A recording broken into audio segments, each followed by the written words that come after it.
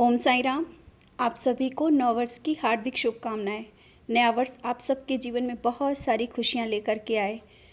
सुप्रभात।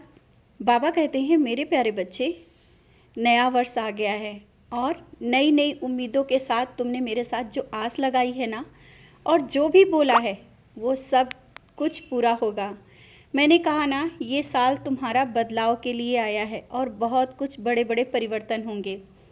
जो तुम लेना चाहते हो वो सब ले पाओगे, या हो सकता है कुछ ऐसी चीज़ें जिनसे तुमने उम्मीद भी नहीं लगा के रखी थी, जो कुछ रिश्ते हैं और या कुछ भी हो सकता है। तुम्हारा जीवन एक बदलाव की ओर है और आज से ही ये याद रख लो कि धीरे धीरे बदलाव अब शुरू हो रहा है। कुछ महीनों से तुमने देखा भी होगा कि बदलाव के अवसर मिले हैं। अब और भी आगे सब कुछ बहुत अच्छा होगा।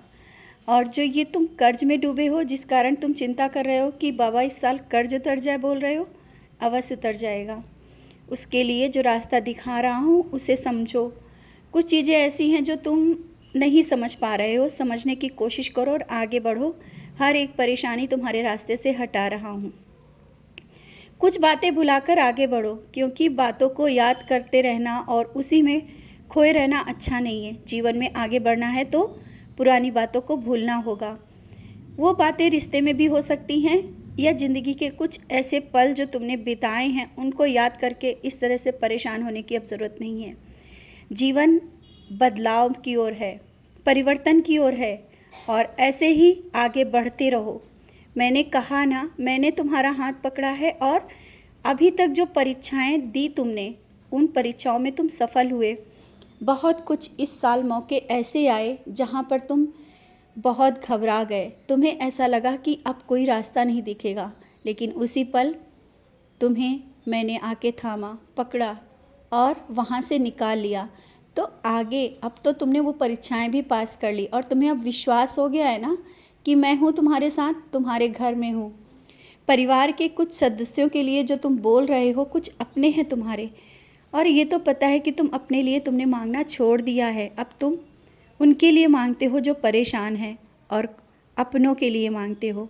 अपनों की चिंता तुम्हें बहुत सता रही है और यही कारण है कि बार बार तुम मुझसे उनके लिए बोल रहे हो। तुम्हारे जो भी सपने हैं, तुम्हारे अपने हैं, जो तुमसे जुड़े हैं, वो सब मेरे हैं और हर एक सपना मैं साकार करूँगा। तुम्हारे परिवार, घर, बच्चे और तुमसे जुड़े हर एक रिश्ते की परवाह है मुझे।